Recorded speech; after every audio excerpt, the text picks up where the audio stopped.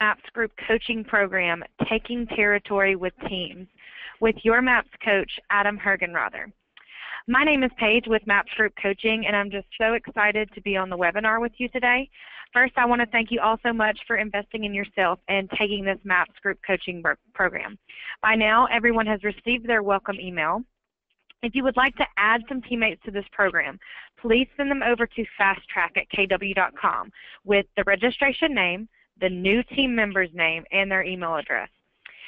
So in that welcome email, you will find your webinar schedule, and please note that your most up-to-date schedule will always be posted in Basecamp. So speaking of Basecamp, today you will receive an email invitation to join Basecamp. Instructions to set up your account are included in the welcome email. It is very important that you activate this account. This is the online portal that will be used for this program. Your weekly workbooks and materials, as well as the webinar recordings, will be posted in Basecamp. Again, that's why it's so important to activate this account. Workbooks will be uploaded at least 2 business days prior to the webinar, and webinar recordings will be uploaded within 1 business day after the webinar. Please note that you will have access to Basecamp for 60 days after the last session of this launch. So I'm going to ask as a courtesy to your fellow associates, when you get in Basecamp, instead of posting in there or responding to any of the Basecamp emails, please email us directly at fasttrack@kw.com. And that's with any questions, comments, concerns, and it will be our pleasure to assist you. And I ask this because each time someone posts in Basecamp, or more frequently, you'll just respond to a Basecamp email, it sends an email out to everyone in the program automatically, and we just want to eliminate as many emails as we possibly can for you guys. So going over the format of this webinar, right now everyone is on mute. We do value group participation, so we ask that if you have any questions, please type them into the questions box, and we will have a Q&A near the end of the session. Again, please direct any questions to fasttrack@kw.com. That's fasttrack@kw.com. And emails are answered between 8 a.m. to 5 p.m. Central Time, Monday through Friday. That's all for me. Adam, you can take it away. Awesome, Paige. Thanks so much. Hey, everybody. I'm super excited to be here today, and it's a privilege and honor to be able to serve you guys. So let's jump into this. So a couple of things that I want to chat with you guys about. Number one, you can see what week 1 is all about, right, which is take territory and think big.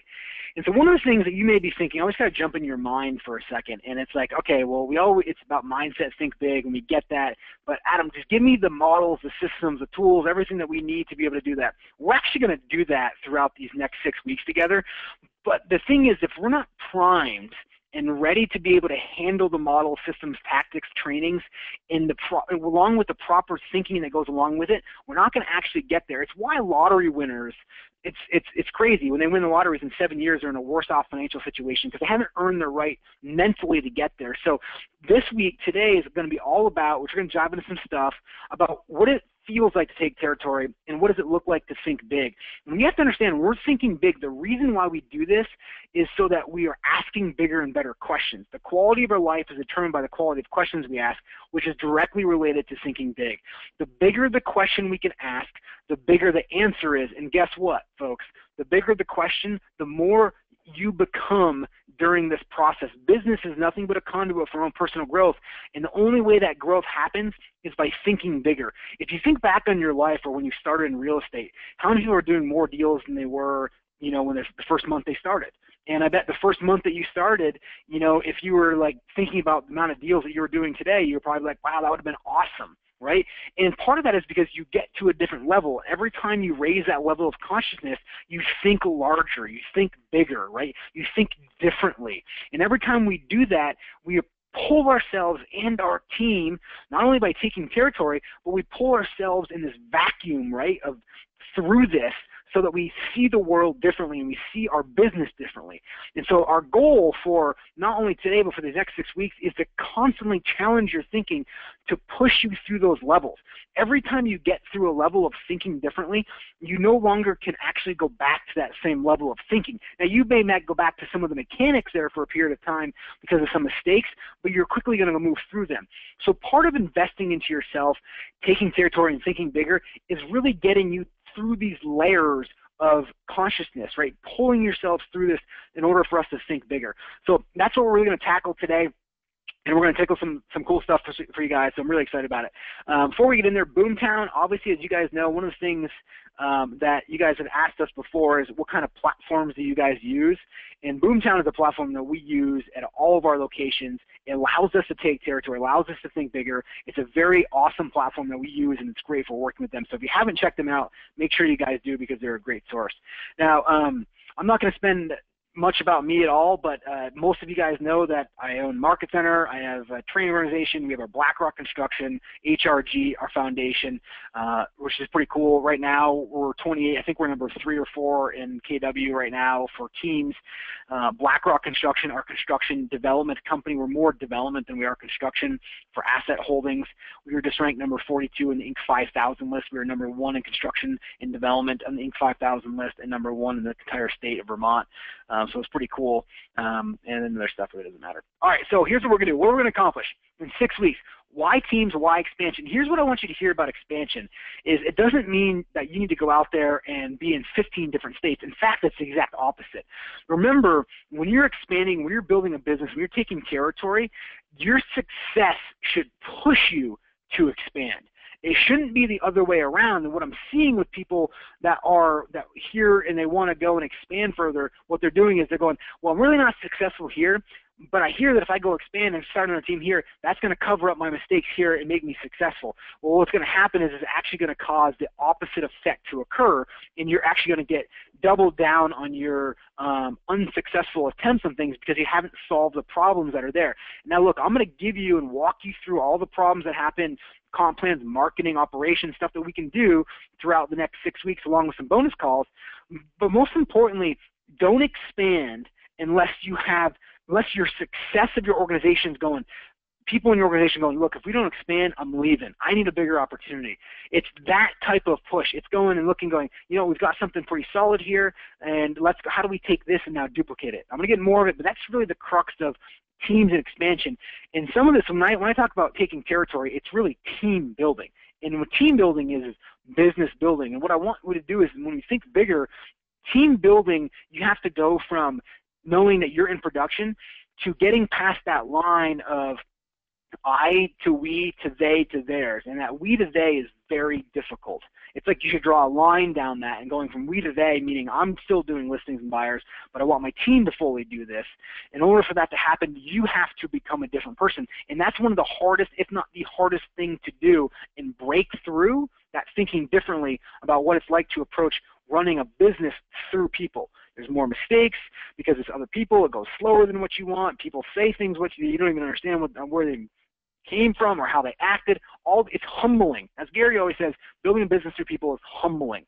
It's humbling because you go, it's hard, right? It's like, so part of your challenge, and what I want you guys to think about this in the next 6 weeks is, you know you can do this. You know you can go out there and do it yourself. Challenge yourself to go out there and say, can I do it through people?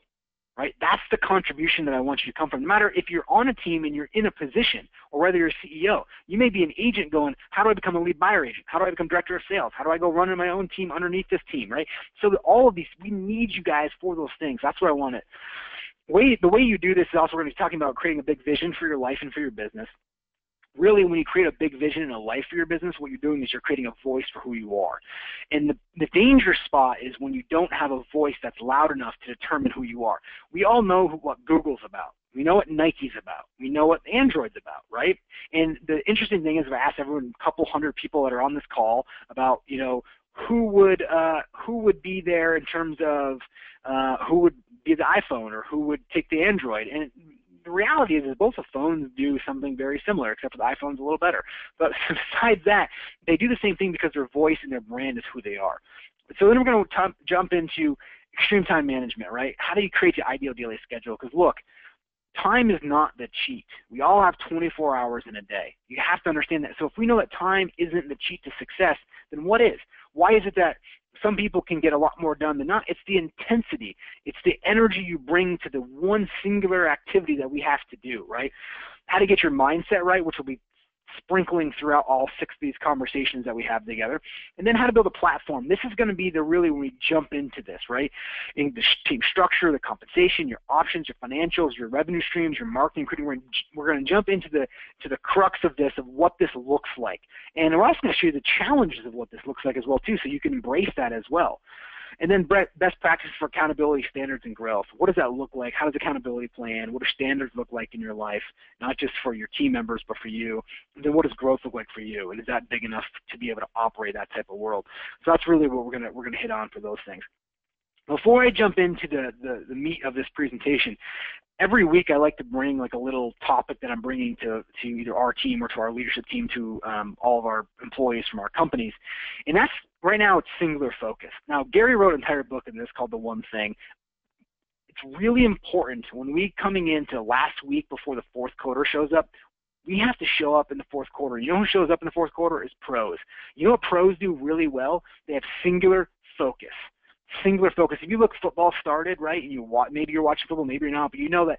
Look, singular focus means bringing it back down to the one activity that's going to generate the biggest interest and the biggest impact on what you're going to do. And typically that resides in a couple activities, and we know what those things are.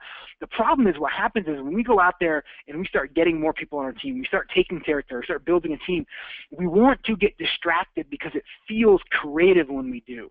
So we allow ourselves to say, well, I need a new marketing piece. I need this. I need to get a new system over here. Wow, this thing's guaranteed to get me 1,000 leads. If I get more, that's going to translate to this. But we've done this behavior enough, and we realize that that's actually not going to increase your business or give you a return that you want. What we'll do is singular focus. Now, the most important part of this is when you have singular focus, this leaks to everybody else on your team. So when you're scattered or when you're going in a couple different directions, do you think your team's going to feel that as well too? By the way, again, this goes for CEO, this goes through your buyer agent, and when you're doing that, do you think your clients are not going to feel that? So when you bring it back to that singular focus on the most important thing, you should write this singular period, focus period. Put it everywhere around there, and you walk in there, that becomes your rhythm. The rhythm of every day is singular focus, because our mind just want to take us and want us to expand us, and we have to say singular focus, stay focused, and master the boredom of staying singular focused. An NFL football player who is a quarterback doesn't all of a sudden one day show up for football practice with a golf club set. And like, hey, you guys, let's just go golfing today. It's going to be great. What does he do? He throws up and he throws a ball every single day. Basketball players shoot a hoop. Singers don't all of a sudden go, you know what, I'm going to pick up swimming instead of singing, and hopefully that's going to help out with that. Now, Michael Phelps, one of the reasons why he was so amazing, what he did is 7 days a week, he swam for like 6 hours a day. Never took rest, because you can do that swimming because it's not impactful on your body. And he singular focus on what it needed to happen for that outcome. We need to bring this back to our own businesses. By the way, look at this for Apple. By the way, Apple has what, $250 billion of cash sitting in an account? By the way, where do you even put that amount of money, right? But think about that. They're all right. They could be creative, couldn't they? What do? How many products do they produce every year? I mean, they came out with the iPhone 8 and the iPhone 10, right? The iPhone X is coming out. They produce one thing, singular focus.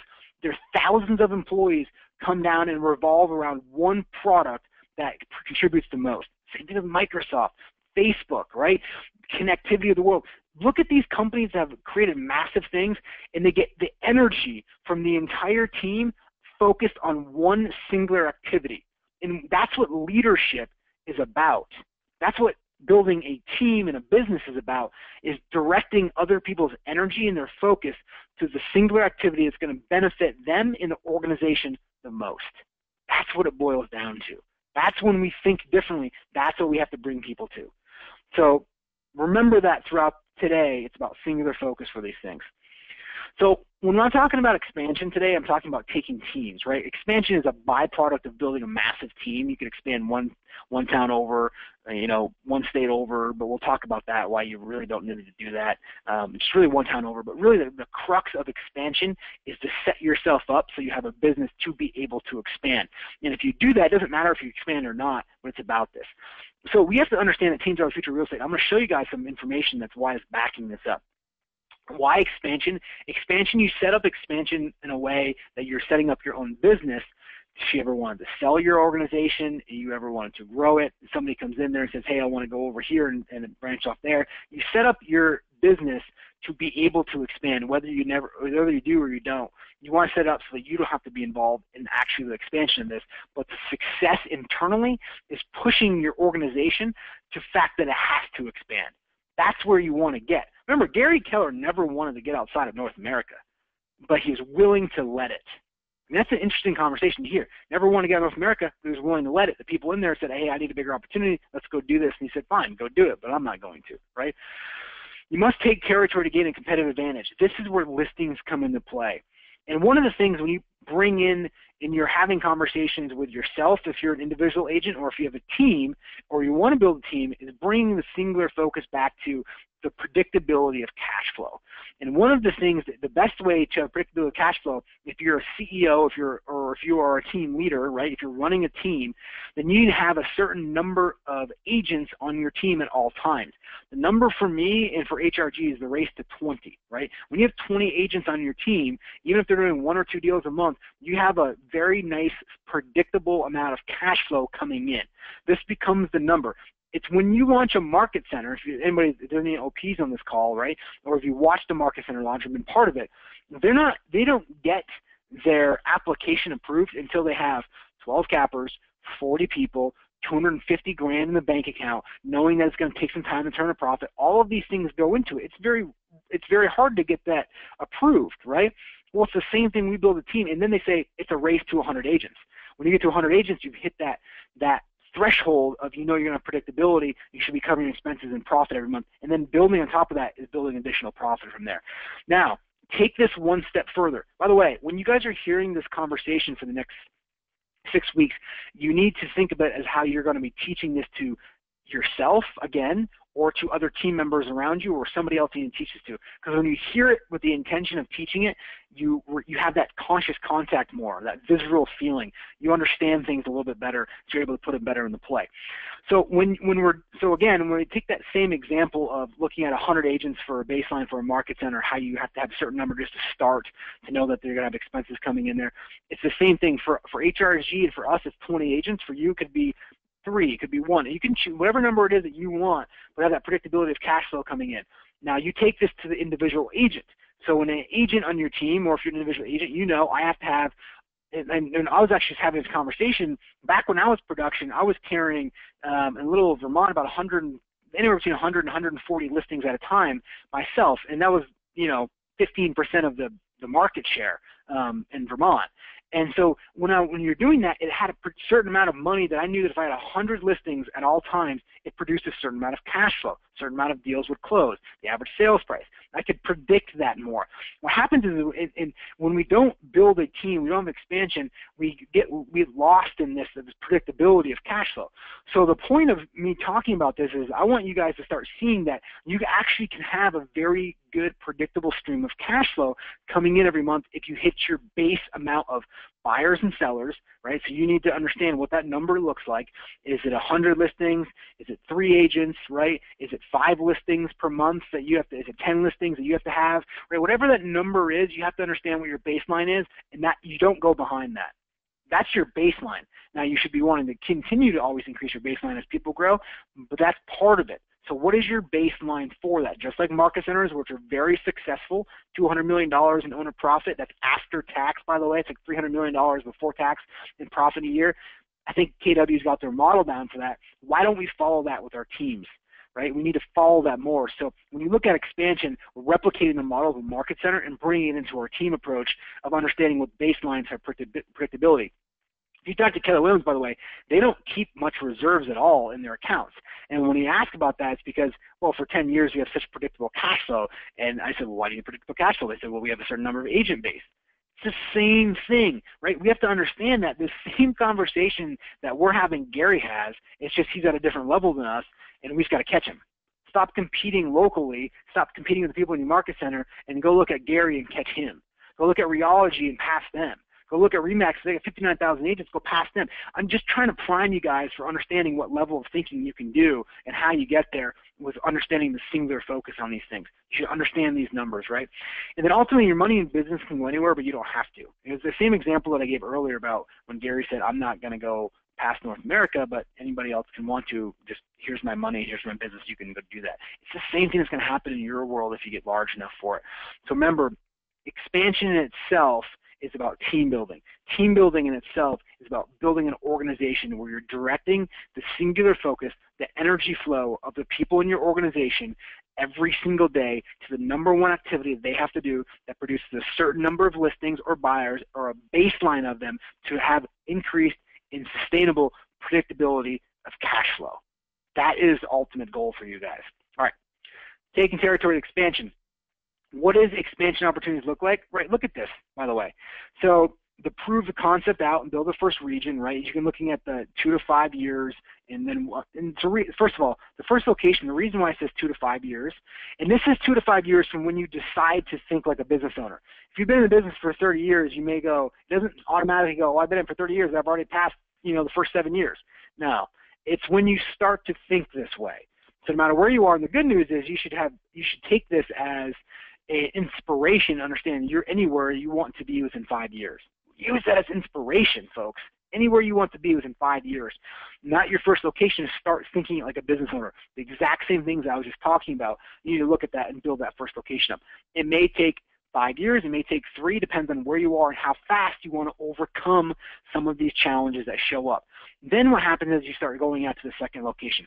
Now look, the second location should not be like I did it because as geographically we were constrained to what we had to do, so we had to go over state lines. That is by far not the example that I want to give to you guys. The natural byproduct should be 15 minutes south, 15 minutes north, 20 minutes south, whatever it is around your area. That's how it should grow. But only after the success from your hub is bubbling over like boiling water, that's when you expand, right? You have to understand the success drives the expansion, not you're trying to be successful through expansion. That's a recipe for a disaster. So understand that. So when you're taking territory, it's that first 5 years, you're building a business. And you may say, you know what? I don't need to expand. I don't want to expand. I've got predictable cash flow. I've already taken this to heart. I understand. I've got 20 people on my team. Wherever it is, you're there, and you may say this is great, but you've taken huge territory. The bigger your base, the faster and more you're going to absorb some mistakes in the second locations and third locations, which are going to happen. But ultimately, this is what it's going to look like, right? In the next 2 to 5 years, you're going to just continue to grow from there. So if you look at this, this is kind of actually pretty neat. Locations can drive high profitability, low upfront costs. They can as long as you have the right hub. And the right hub does not mean that you just have yourself as an admin or you have one. I have to tell you, it is, and we're going to break this down in the hub because a lot of you guys like, tell me more about that. We'll get there. I promise. It's a whole hour-long class on this stuff.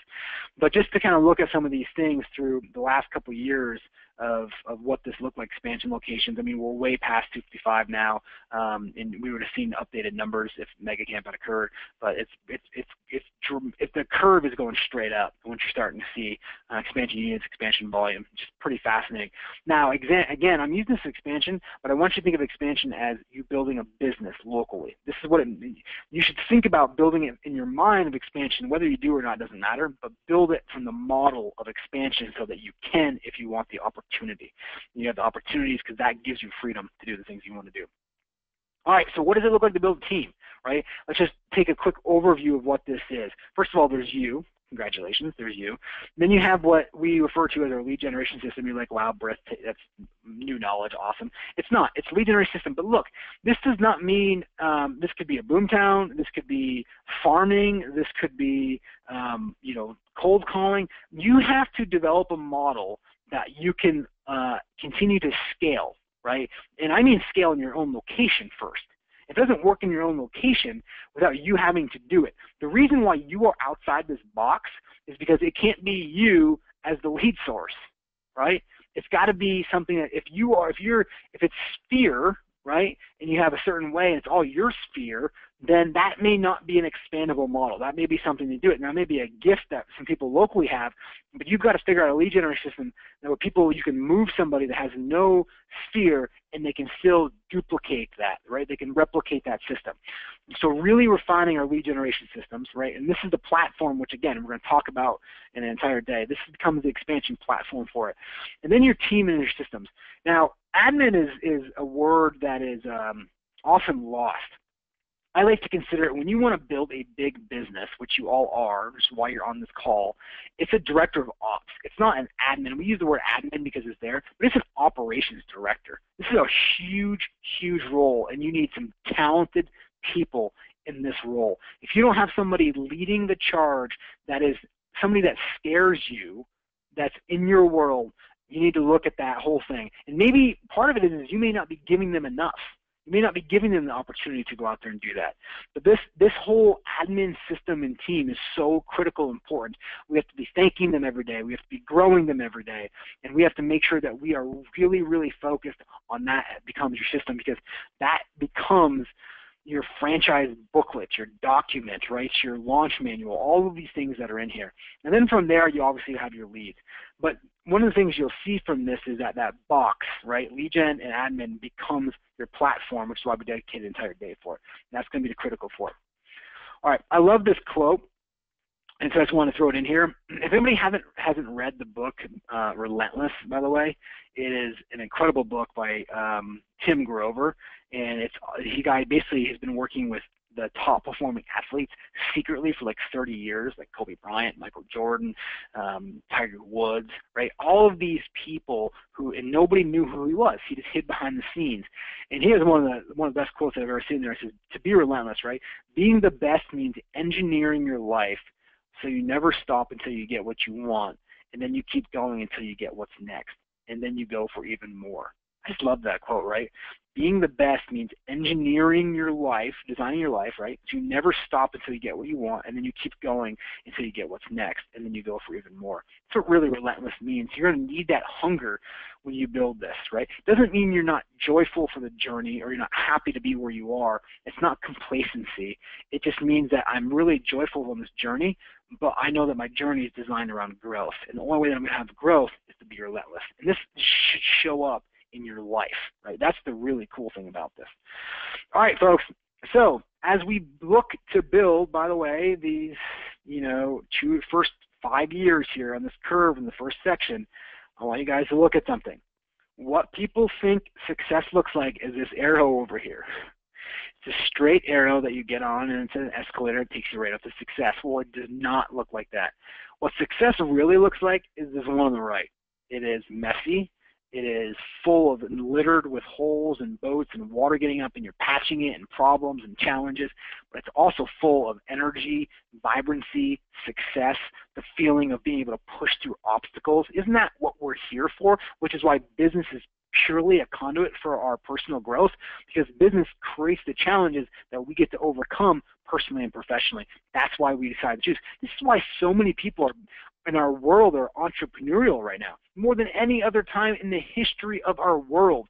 You have to understand, 100 years ago, 70+% of our people, you know what they were doing? They were farming. 70% of our workforce was farming 100 years ago. 70%. You know how many people farm now? Less than 1%. And that shouldn't be something that's scary. That should be saying that, hey, we grew as a society, that's pretty cool, and now everybody wants their growth opportunity. When you were farming, it was you had a daily chore, you had singular focus, you came in here, you planted, you saw the growth, you harvested, you got into it, you saw people building things, they're out there doing these things. Now all this stuff's there for us. We wake up and go, where's my challenge, right? Where's my opportunity? And it comes in the business world, which is why we're expanding as a society the way we are. Understanding that when you apply this concept, it's going to look like this. You're going to have some success spurts, but what I want you to realize is the arrows are in the same places. The end arrow is in the same place. It's really messy along these ways. By the way, in that circle where it's all messy there, it feels like the wilderness. It feels like you're literally in the middle of Alaska and there's a dense fog and you can see like 3 feet in front of you and you hear like howling wolves and maybe a bear and a tiger, right? You're literally in the woods and you don't know which way is left, right, south, east, north, or west, and you get stuck there. Now, here's how you combat this. When you are stuck, the most dangerous thing that you can do is remain idle. This could be not making a decision. This could be the delay. This could be not wanting to look at your bank account because you don't know what numbers are in there, not wanting to look at a P&L, not wanting to have a tough conversation with somebody that's holding you guys back, coming from scarcity mentality with somebody that's on your team or yourself. Whatever it is, these things, these weights, right, that come into us, and these are the things that make us remain idle. This is why it takes 2 to 5 years. You want to accelerate that? Learn to get really messy, really fast, put your foot on the dial, nails through it, boom, have all the tough conversations. You will grow faster. It's going to feel a little pain, feel like a Band-Aid, right? Don't rip it out fast. Don't rip it slow, rip it fast, right? So when you apply this concept, it's going to get messy, but you have to understand this is part of what it's like. This is what is building there. And what I want you to do is whenever you feel yourself coming back on your heels in the middle of a fight, don't get knocked down. This is where you double down in your aggressiveness. This is where you make a decision. Even if it's the wrong one, make another one, then make another one, and you'll pull yourself out of it. No matter how small the step you have to take it. So if anybody's stuck right now, if you're feeling idle, get off the sideline and just take a stance. Make a decision. Move forward. You'll learn from all this stuff. But in order to really appreciate this whole right side of the equation of what success looks like. By the way, if anybody hasn't read the book Shoe Dog by Phil Knight, it's an incredible book. And maybe some people are shaking their head saying, hey, I read this. One of the most powerful comments in that entire book, it's just really well written. It's awesome. First of all, you don't realize how much struggle he went through building his business. Everyone hears Nike now, and they're like, oh, they're such a big company. They're great. They're always been great. No, the first 15 years of their life, it was garages. It was crazy to hear that. But you know what? Out of all the challenges, all the economic, and government sanctions that are put on him, and all the things that happen at the very end of the book, he has a couple things where he says, hey, I have a little regret list, right? Like some of these there, and he talks a little bit about this. And you know what his number one thing was? He said he cannot relive the entire aspect of what he went through. You hear this whole book about literally all these challenges. You go, man, I can't be survived. Then he goes, my biggest regret is I can't do it all over again. It like hit me like a ton of bricks, right? I pulled my car over, I stopped, and I was like, that's it. That's what it's about. It's all these people have gone through it. They're saying, stop, enjoy this. Because enjoy that squibble, because that's what life is, and that's where the journey is. All right, so we hear this. It's obviously in the section, right? Take territory, think big. But what does it mean to think big, right? You have to what does it mean to think big? Because we hear this everywhere. So we hear this in Keller Williams, outside of Keller Williams. We have it printed on our quotes on our wall. And we have it in our staircase in my building, right? It's everywhere. But what does it mean? Because how do you put a model to it? This is really what thinking big means. Is first ask bigger and better questions, which I talked about in the intro here. This is the bigger the question you ask, the bigger the answer you look for. For example, if I said, how do I get one deal per month? All of us could go, well, that's pretty easy. I can ask 1,000 different questions. I could put in very little energy, and I could get one deal per month, right? If you said, how do I get one deal per day? Then you go, oh, well, that's a different question. And it's a different answer that is. And by the way, who do you have to become for each of those? You have to become somebody completely different for one deal a day. Then you go, how do I do one deal an hour? Gary Keller does more than one deal an hour. It's possible, right? You just got to think that way. And we ask these bigger questions, the answers show up, and your mind starts navigating you in putting the right people in play only if you're committed to asking these bigger and better questions. Don't box yourself into small questions, which is why and Gary focuses heavily on this in all of his books. Aim high, think big. And the reason why we think big is to generate a big question, so it doesn't box us into thinking small. So that's first and foremost, to ask the bigger questions. Then in order to back this up, so if somebody comes to me and says, look, I know I've been on your team for 6 months and I've done 10 deals last year and I've done 5 so far this year, but I'm going to go from 5 in the first 6 months to doing 20 in my next 6 months. The question then goes, okay, great. Then what are you going to do different tomorrow than you've done the past year and a half? And you stop. That's the question. Because in order for somebody to change their goal, whether it's they want to start doing a triathlon, whether they want to lose weight, whether they want to have a better relationship, whether they want to go out and find a partner, whatever their quest is, you have to change something the daily activities, the small grinds that you're doing in order to have a geometric effect in your life. You just have to understand that, folks. In order to change the larger goal, you have to change your daily goal. And that becomes the byproduct of how you build the organization. So if you said, okay, I've asked bigger questions now, which is awesome, and I've planted that in there, now the question is what do I have to change tomorrow or today to start reflecting that? Which is why we use a 4-1-1, right? Most of us, some of us do, some of us don't. Whatever your method that you're using, whether it's a journal or your 4-1-1 or just writing it down, you have to walk in there and go, I need to master the singular focus on this of my daily success habits. For instance, if you wanted to go, you said, in my mind, I'm going to think bigger. Instead of running a 5K, I'm going to run a marathon. You go, oh, this is great. I'm going to run a marathon in 60 days. You wouldn't show up on day 59 and go, okay, I'm going to run a mile today and I'm going to run a marathon. No, what you would do is you go, okay, what do I have to get on a game plan? What do I have to do tomorrow? I have to run a mile tomorrow. And the next day I'm going to run a mile and a half. I'm going to run 3 miles. I'm going to increase that, right? The only way you can celebrate your fitness on the marathon, because that's really what it is. The days of your races, by the way, the days of your big paydays that you get from real estate are just celebrations of the activities that you've been doing that are paying you now forward. You have to understand that. Or that celebration of you fit into that clothes you never fit in. It's a daily habit that you're doing that's going to create this. So in order to change something in your life, that big goal that you want to change because you asked the bigger question, you have to change your daily habits. So when you are asking yourself this, I need to recruit 5 agents, or I want to get 5 new listings this month.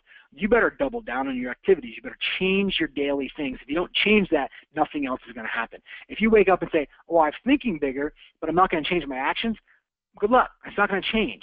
Nothing's going to happen there. What happens is, the cool thing is when you start thinking bigger, you're asking better questions, then you apply I'm going to change my daily habits, right? I'm going to find the model and put that in my life and do it. It builds confidence. And this becomes a virtuous cycle to thinking bigger. Then it doesn't scare you to go, I can beat Gary. I can do 1,000 transactions in a day, right? I can do $40 billion in a month. I know I can. I mean, that's what Keller Williams done, right? So how do you do this? And they understand that, so you go, okay, well, now I know how to think bigger. I know I can get there. It's going to take some time. This is what it means to think bigger. Teach this to your team. You should be putting this to yourself as well to truly understand that. This is what the principles of thinking bigger and then backing that up with taking action for it. All right. So we got what thinking big means. We understand what success looks like.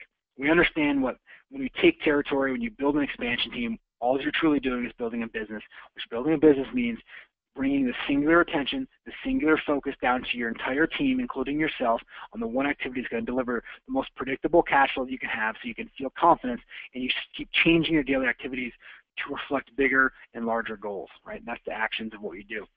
Now, some of us on this call may be frustrated, right? Some of us, and I hear this a lot from agents, hey, can I have 15 minutes? And hopefully I do. And if I do, they're like, look, I'm just not where I want to be. And I go, okay, well, great. So tell me what that means. And again, I just ask them and I sit there. And ultimately what I find is that people who are not happy where they are, it's because they have a certain understanding of how their life should be, of where they should be right here. And typically what I see is financials attached to that, right? Like financially, I've been working real estate for this. I should be netting $1 million a year. And you go, okay, well, that's your current life conditions and versus your expectations. So your expectations are I should be netting $1 million a year. And then you go, but I'm only netting 50 grand or whatever it is. I should be netting 100 grand and you're netting $10,000. It doesn't matter the number, but your current life expectations, right, of where I should be netting $1 million, do not match your current conditions. Now, the only way to equalize those things out, right, to start making yourself actually happy, because if you just go, because don't get caught in this trap of going, oh, I make net $250,000 a year, but I should be making $1 million. But when you get to $1 million a year, you're like, I should be making $2.5 million, because then you just never become happy, by the way. It doesn't mean that you don't ever stop growing. That's not what I'm saying. It just understands that the growth is going to come from there. But if you're truly unhappy with this, if your current life conditions are not meeting your expectations, you have to change one of them. The only way to balance this equation out is to change. So it means, you know what? I'm okay with netting $250,000 a year, but I'm not okay staying here. But I'm actually really happy with this, so therefore I'm going to push my entire organization. Or if you go, you know what? Screw it. my expectation is I'm netting $1 million a year, I'm netting $2 million a year. This is what it is. Then you go, okay, well, my expectations are this, but my conditions reflect this. No, they don't. Then you have to go back to the slide that we just had in there and go, am I willing to do the daily habits of what it takes to start netting $2 million a year? I'm just using these numbers as an example. They could be $20,000 a year, $200,000 a year, right? But are you willing to do what it takes? Because if you actually go out there and start seeing the small amount of people that net on their taxes over $450,000 a year, it's very minimal, like less than 1%. So when you understand that and find out what they're willing to do, the risks that they take, the people, do they read 60 plus books a year, right? Am I doing these things in my life so that I can start moving that side of the equation up? But what I find with most unhappiness comes from is that your current expectations do not meet your current conditions. This can be in financial, this can be in your weight, this can be in your spiritual life, this can be in your family life, this can be in your partnership, all of these things. So just take this in there and understand that you apply this concept. You have to adjust one of them. And no matter which one you adjust, you have to make changes. You have to think differently around those changes. So just understand that as you're building your team out here, right? All right. So I want you to think of this in terms of who you are and who you need to bring into your team to help you out with some of this. This is kind of aiding you in this, is understanding really who you are. And we're going to get into that in a second. But fundamentally, there's two differences between an entrepreneur and a business owner. And I just want to go over this real quick. An entrepreneur is somebody who is, remember, all of us on this call have entrepreneurial tendencies.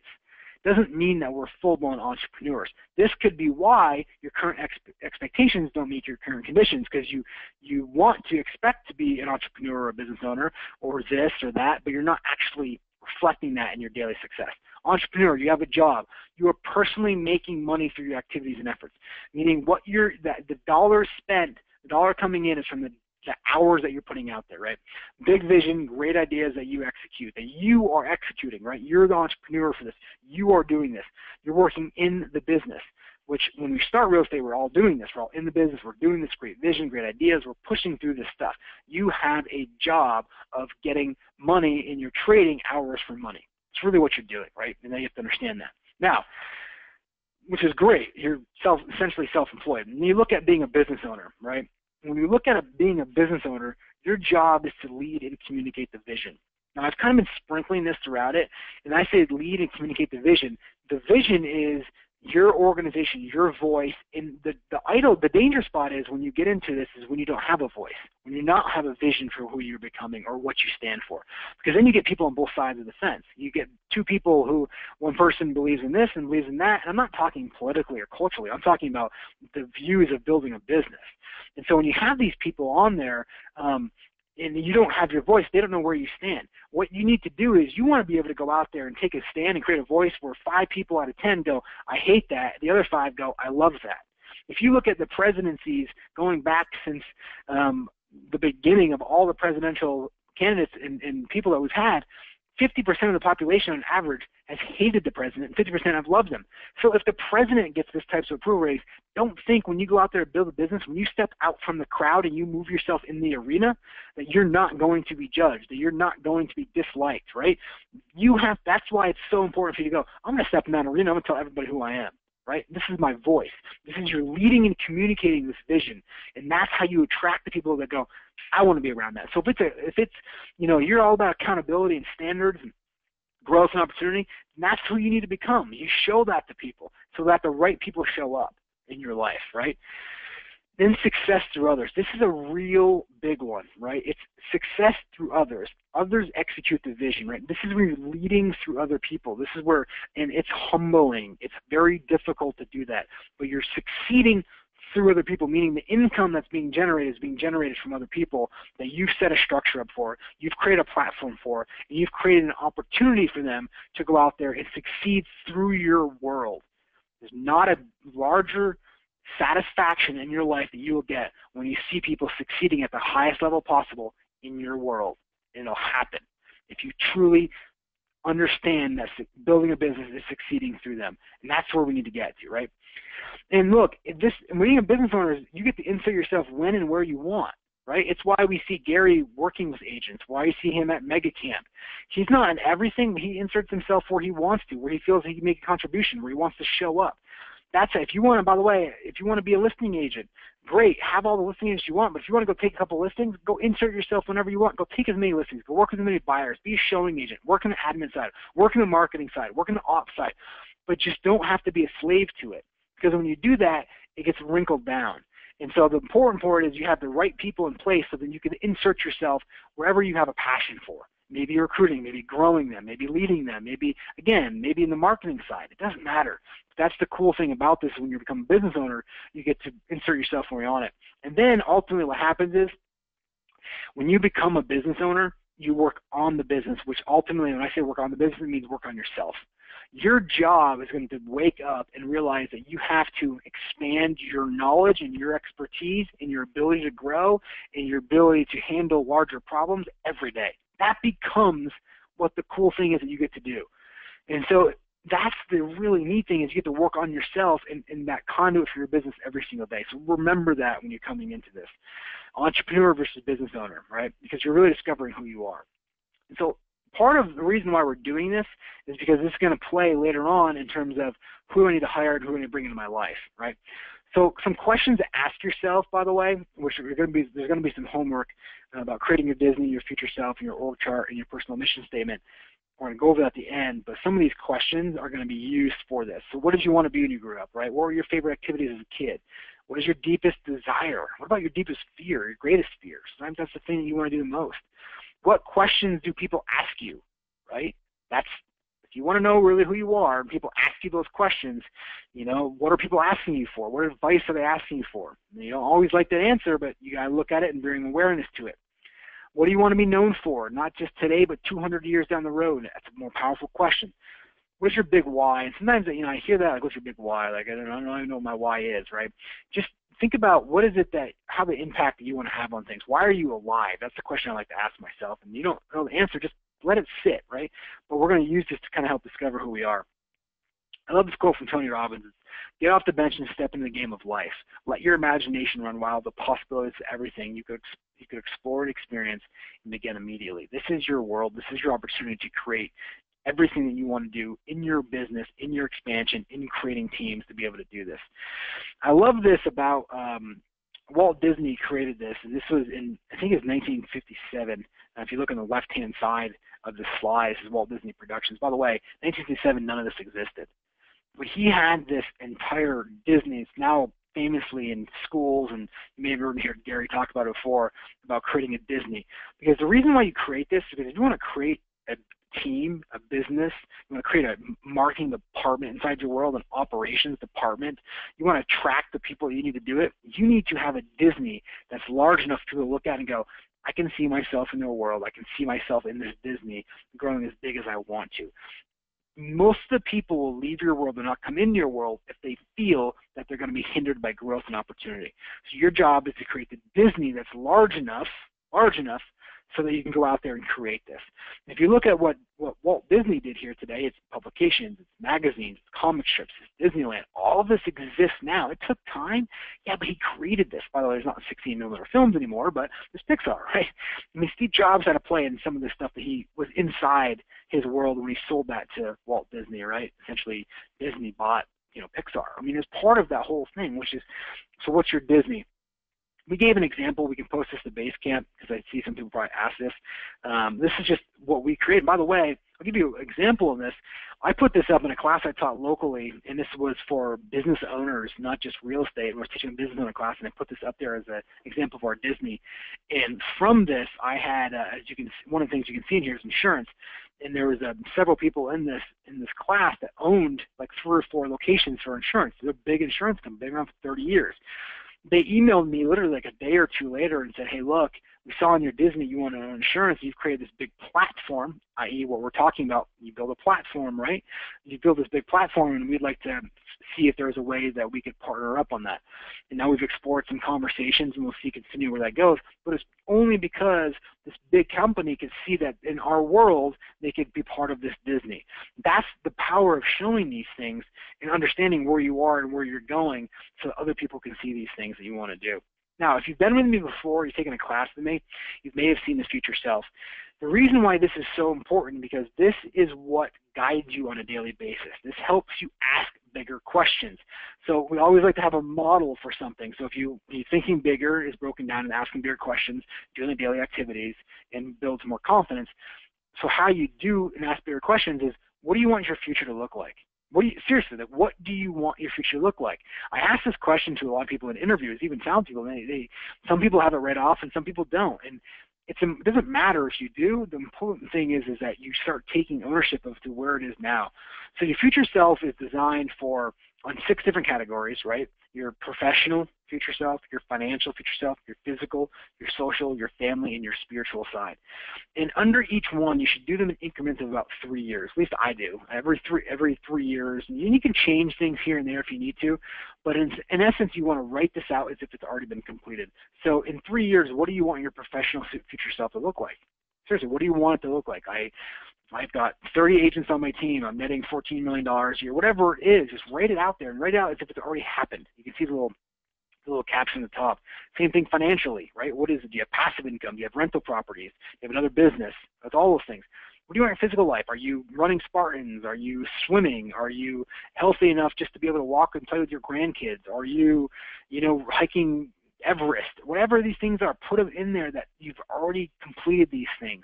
Same thing social, right? Are you meeting with family once a week? Are you meeting with some of your friends and teaching them how to be leaders, right? What is it that you're doing? What does your family look like? Do you have kids? Do you not? Do you have a partner? Do you not? Where does your relationship look like, right? All these things, write it out. And then your spiritual self, right? Are you close to God? Are you close to nature? Are you grounded? Have you maximized your mind, body, and spirit? Are you a physical being? All these things are just uses on here. Now, part of the reason why I want you guys to do this, and you go, well, how is this going to really impact it? How am I going to build a team from this? Because this is where it starts. Your Disney is a byproduct of how large you can think. Your future self is a byproduct of getting you to think and ask these type of questions. We know a lot of us don't like to do these things because they're like, well, how is this really going to impact? You go right to sales, like, where's my listing? Where's this? These are the differences that separate you from being in the business and working on the business, which is working on yourself, which is why this is so important. It's so important because you're going to wake up every day and go, all right, I know I'm going to be there in 3 years or in a year, right? I'm going to do this. You have to write it. You have to know where you're going. If you jump in a boat and you start driving aimlessly, you're not going to know where to get. We all get into a foreign town that we haven't been in, and we're renting a car. What do? We don't just guess on how do we get to a hotel. We take out Google Maps and we type it in, and boom, we have the confidence in the world because it's going to take us directly to where it is. This is where you have to design yourself. You're designing your future here, folks. This is really, really important for you guys to do. And on top of this, when you're designing your future self, you got to look at what your personal mission statement is, right? And you were like, I've heard this before, I've read this before, I want to learn how to build a team, I want to do this. This is how you do it. This is the foundation for how you build and create a large organization. If you model the most successful people, this is what they had in just different models. You have to understand this is what people put into play early on in their careers before they became Gary Keller, before they became Phil Knight or Michael Jordan. They had these things. They wrote them down. I mean, Jim Carrey had this whole thing. He ran a checkout for $10 million in 5 years, and this one he had nothing. And all of a sudden, in 5 years of the day, he had it come in. And it was just because of his movies. All these things happen because of this. You have to understand, success leaves clues.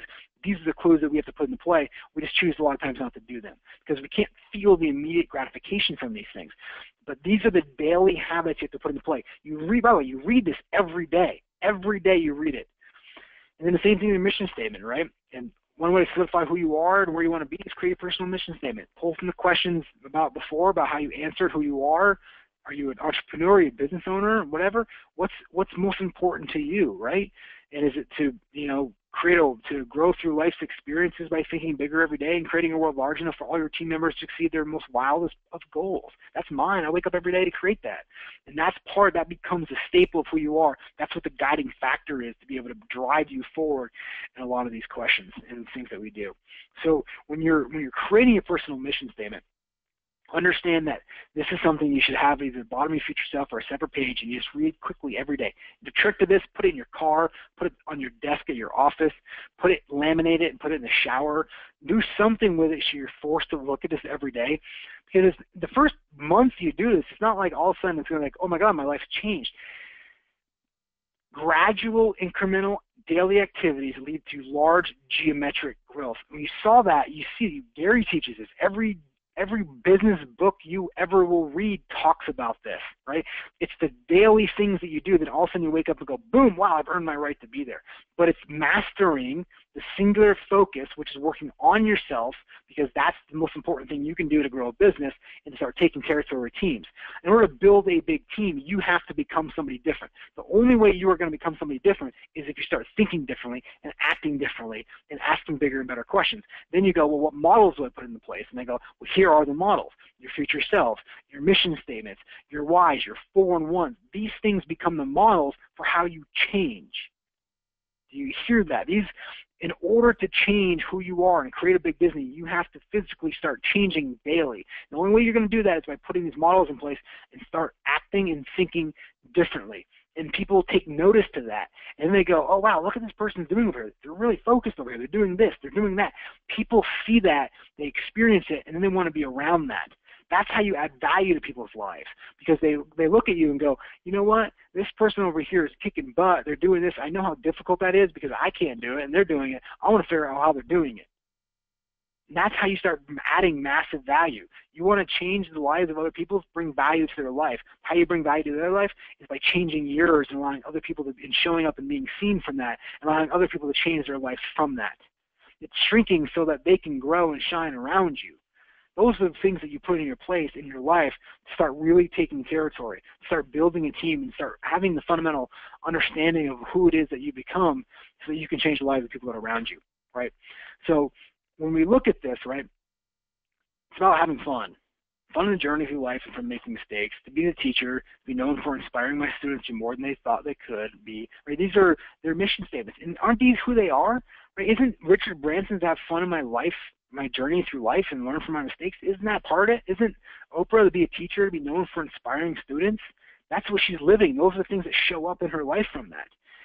And so when we look at these things, right, these are the practices that we have to put into play for them. I'll get into the question in a second, but part of your homework, what I want you to do is to recap this call for a second. I just want you guys to hear this. So building a business means directing the leadership, singular focus, yourself and your team, to start changing your daily habits so they become different things. It's directing the focus and energy of the team to do the number one activity that's going to be the most successful for them and how they're doing it. That's part of what you do.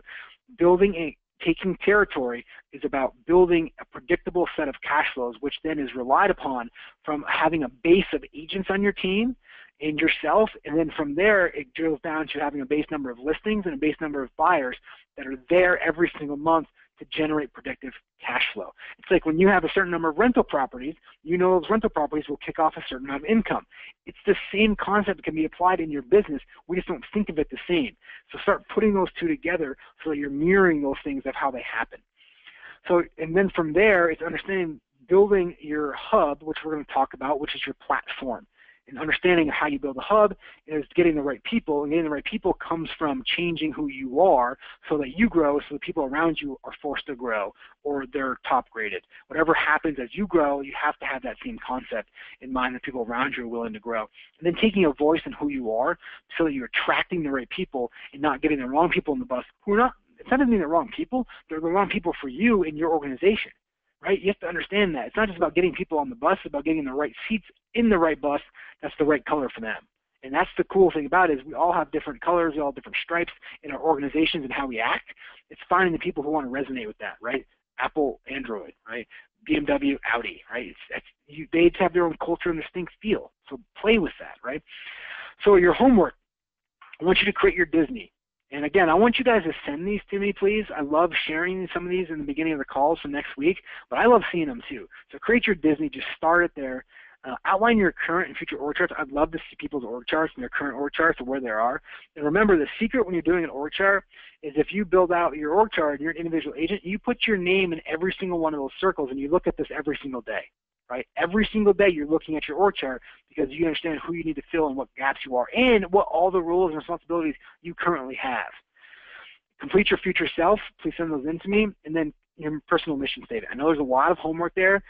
It can take an hour, 2 hours. This is how you build and start taking different actions to start changing the activities that you're doing. And it starts with this and these models that we're laying out here for your homework.